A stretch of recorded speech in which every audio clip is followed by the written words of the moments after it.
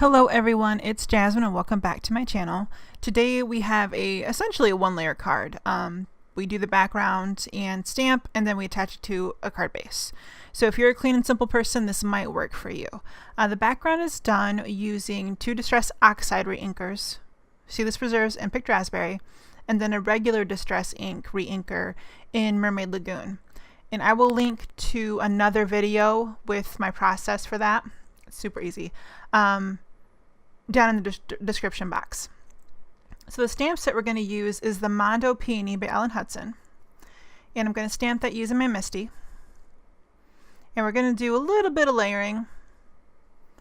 So I've got the big flower from the set, and I'm going to stamp that just slightly off the edge, and I'm going to heat emboss it using some white embossing powder.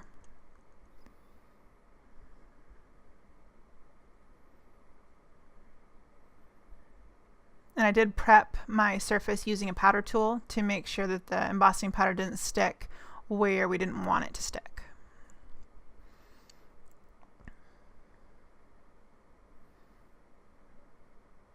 And whenever you're heat embossing, if you're a fan of my channel, you've heard this 100 times, so I apologize, but it is important.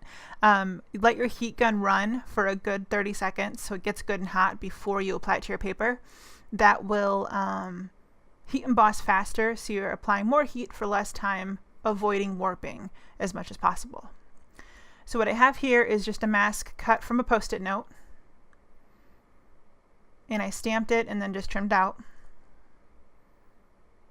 And then I've got the smaller flower from the same stamp set,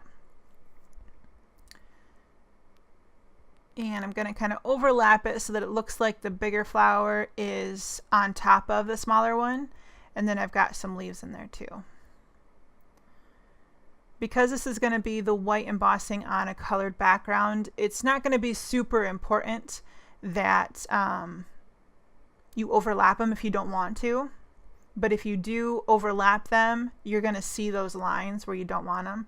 So that's why I masked this off. And you could just do this in black ink too. You wouldn't even have to emboss it and it would still look really pretty.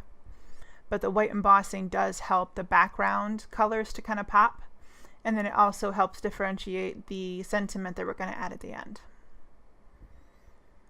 So I added my powder tool to that corner and where the leaves are going to go, and then I'm going to ink those up with Versamark. And I like Versamark because it's clear, sticky ink that stays sticky for a while. So you don't have to be Speedy Gonzalez when you're stamping, and when heat emboss, it's not going to dry up on you like some other brands that I've tried have. So Versamark is kind of my gold standard when it comes to heat embossing or even doing watermark stamping, which if you stamped these in the watermark ink, Versamark ink, and then just decide to let it dry, eventually when it's dry, you're going to see just a hint of an outline where the ink is. You can also kind of see it right there in the shot, how it looks. And it shows up really well against dark paper. You're not going to see it so well against a lighter one or a white, but if you did black cardstock or even craft cardstock, it would look really cool. So there's my white powder. And then I have a few little tiny paintbrushes on hand just to make sure if I do need to move a speck or two, I have it.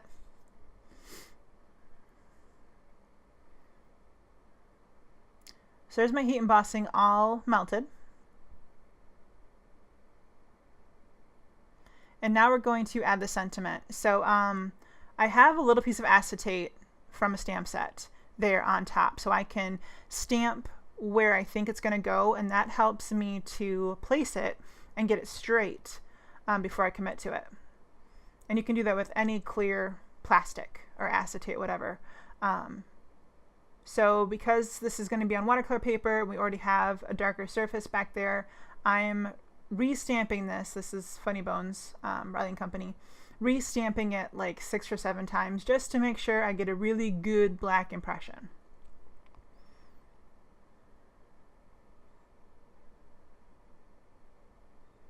So there's a card base. The background is trimmed to 4 by 5 1/4, and then the background is 4 1/4 by 5 1/2.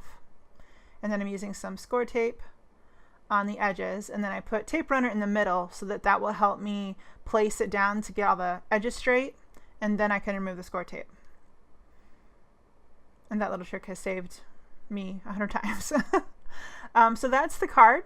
Let me know if you have any questions. Everything is going to be listed over on my blog if you want to find out where to get stuff. So we will see you guys next time.